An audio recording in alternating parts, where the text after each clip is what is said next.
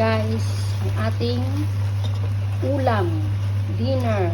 Beshi Melds, Beshi Lauren, ito si Bungie and Mary Jane. Ito na yung ulam natin for dinner, mga Beshi.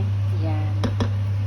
Chicken, shrimps, yung chicken fried muna natin sa garlic, ginger, and onion with black pepper and hipon and soy sauce, light soy sauce,